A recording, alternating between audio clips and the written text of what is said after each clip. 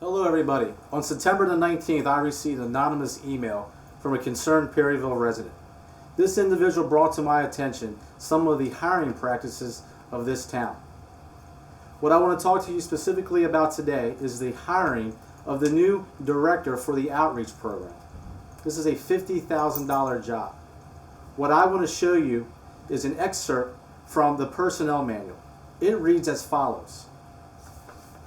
The town of Perryville will make every effort to attract qualified applicants for various types of positions. Ladies and gentlemen, I want you to know that we had one application, we interviewed one person for this job. How can we tell the people of Perryville that we're going to attract the best qualified candidates if we don't let the general public know there's an opening? This takes me to line number 2 of the same personnel manual. It reads as follows.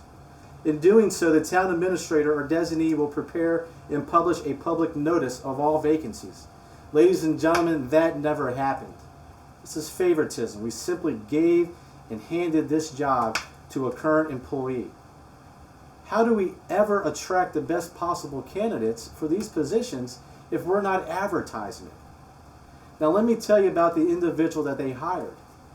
This information I'm about to tell you is all public information.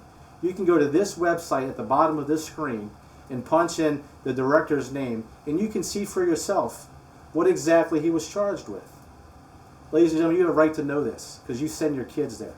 In 2006, he was charged with 4 crimes, 2 felonies.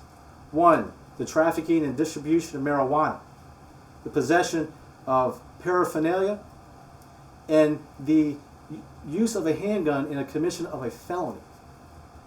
These charges were pled out and a PBJ was issued on the guilty plea of the trafficking of marijuana. Let me read you and show you the job description for this job. It reads as follows. The town will do an extensive background check and hire people of good moral character. I ask you this, as an individual 3 years removed from these charges, somebody of high moral character, is this the type of people that we want working in our town in public safety? Let me be clear. I'm all for second chances. But when it comes to public safety positions, the bar is a little bit higher and you have to set a different example in these positions. I don't know. You decide and let me know. Thank you.